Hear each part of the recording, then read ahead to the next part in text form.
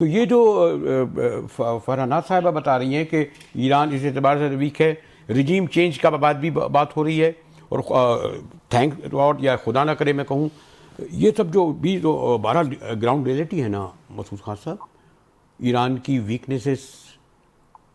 جی دیکھیے، ایک تو میں ڈاکٹر فرحانات سے یہ اتفاق کرتا ہوں کہ انہوں نے یہ کہا کہ یہ طویل المیعاد پالیسی ہے، یعنی یہ نہیں ہے کہ صرف جو ہے اس نیوکلیئر پروگرام تک محدود ہے، یا اس کے علاوہ جو میسائل ڈیفنس ہے، یا اس کے علاوہ جو ہے جو ان کے علاقائی حلیف ہیں ایران کے، ان تک محدود نہیں ہے. اس پورے خطے کے لیے ایک لانگ ٹرم پالیسی ہے، اور وہ جو ہے آئے دنوں میں آئے سالوں میں جو ہے اسے جو ہے امپلیمنٹ کیا جائے گا. لیکن دوسری چیز جو میں آپ کو کہنا چاہتا ہوں وہ یہ ہے کہ اس وقت یہ دیکھنا چاہیے کہ اگر فرض کیجیے کہ ایران کے اوپر حملہ ہو جاتا ہے تو پاکستان اس حملے کی زد میں ویسے بھی آ جائے گا. جو بلوچستان اور پاکستان کی بارڈر ہے وہ پہلے سے زیادہ والیٹائل ہو جائے گی. اس کے بعد جو ہے وہاں سے اس والیٹیلٹی کا فائدہ اٹھاتے ہوئے ہندوستانی جو ہے جو یہاں دہشت گرد ہیں ان کو زیادہ تعداد میں بھیجنا شروع کر دے گا. اور اس کے بعد جو ہے ابھی پتہ نہیں اسرائیل کے کیا منصوبے ہیں. اسرائیل کا ایک منصوبہ تو یہ بھی ہے کہ کسی طریقے سے جو ہے ایران کے ٹکڑے ٹکڑے کر دیے جائیں، اور اس کو جو ہے مثلا بلوچستان، خوزستان، اس کے بعد کردستان، اس قسم کے علاقوں میں تقسیم کر دیا جائے، اور جو پرشیا ہے اس کو کم کیا جائے، اس کی جو ٹیریٹری ہے اس کو کم کیا جائے، یا کسی قسم کی سول وار شروع کروا دی جائے. کیونکہ ایک تو یہ ہے کہ وہ یہ بھی چاہتے ہیں، یعنی لوگ سوچ رہے ہیں کہ اگر فرض کیجئے کہ ایران آمادہ نہیں ہوتا یا وہ شرائط قبول نہیں کرتا، تو ایک صورت یہ شرائط قبول بھی کر لے تو حملہ ہوگا، حملہ ناگزیر ہوگا جیسا کہ آپ کہہ رہے تھے. یا دوسری صورت یہ ہو سکتی ہے کہ حملہ جو ہے بہت لمیٹڈ قسم کا کیا جائے، مطلب صرف بیلسٹک میسائلز کے ذریعے کیا جائے، تاکہ جو میگا بیس ہے، میگا کنسٹیٹوئنسی بیس ہے پریزیڈنٹ ٹرمپ کی، اس میں فیس سیونگ کر سکیں.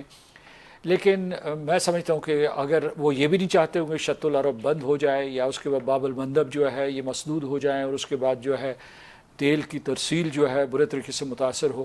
تو یہ ہے کہ پاکستان نے پچھلے سال جو ہے ایک سفارتی سہولت کار کے طور پر کام کیا تھا ایران اور امریکہ کے درمیان.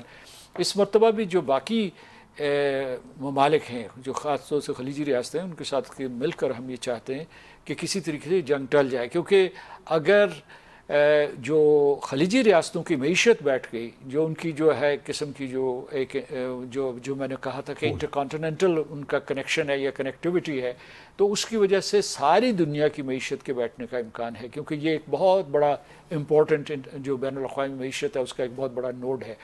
تو پاکستان کو اس وقت سفارتی کوششوں کی حمایت کرنی چاہیے، اور جنگ جو ہے اس مسئلے کا حل نہیں ہے. ایک چیز جو میں نقطہ بیان کرنا چاہتا تھا، آپ نے میرے نقطہ نظر کو کچھ اس طریقے سے پیش کیا کہ پاکستان کو کوئی خطرہ نہیں. پاکستان کو ایک اور خطرہ بھی ہے. ایک تو میں نے اس جنگ کا خطرہ، دوسرا یہ کہ پتہ نہیں آپ نے دیکھا یا نہیں دیکھا، یہ ایک بیان جو ہے نفتالی بینٹ کا ہے جو سابق وزیر اعظم ہیں. ان کا کہ ایران نے تو ابھی ہتھیار بنائے نہیں، ہمیں اصل خطرہ تو پاکستان سے ہے.